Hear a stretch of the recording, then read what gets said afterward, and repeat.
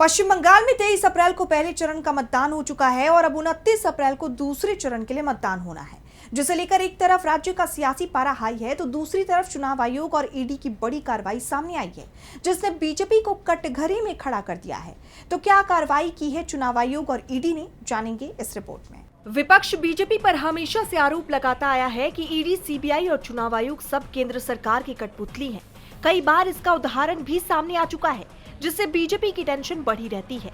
इसी कड़ी में जब बंगाल में दूसरे चरण के मतदान के लिए कुछ ही दिन बाकी हैं, तब चुनाव आयोग और ईडी की बड़ी कार्रवाई सामने आई है, जिसने राज्य का सियासी पारा 7वें आसमान पर पहुंचा दिया है।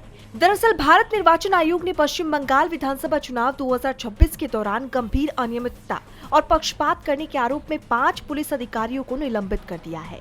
साथ ही उनके खिलाफ अनुशासनात्मक कार्यवाही भी शुरू की है। निलंबित हुए अधिकारियों में आईपीएस समेत एसडीपीओ और प्रभारी निरीक्षक भी शामिल हैं।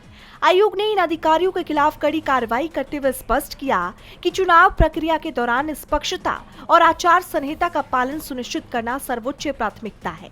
तो वहीं राशन घोटाले से जुड़े मनी लॉन्ड्रिंग मामले की जांच के तहत ईडी ने भी बड़ी कार्रवाई की है।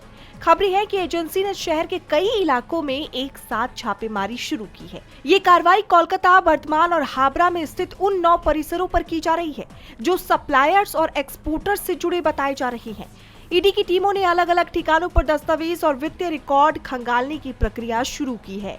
आपको याद होगा, इससे पहले अभिनेत्री और पूर्व तृणमूल कांग्रेस सांसद नुसरत जहां को ईडी ने तलब किया, जिसके बाद वो 22 अप्रैल को कोलकाता स्थित कार्यालय पहुंची थी। अब राज्य में चुनाव के दौरान इस कार्रवाई को लेकर टीएमसी बीजेपी पर तीखे सवाल दाग रही है। खैर, अब देखना ये होगा कि बीजेपी टीएमसी के हमलों से कैसे बचती है। डीबी लाइव की रिपोर्ट।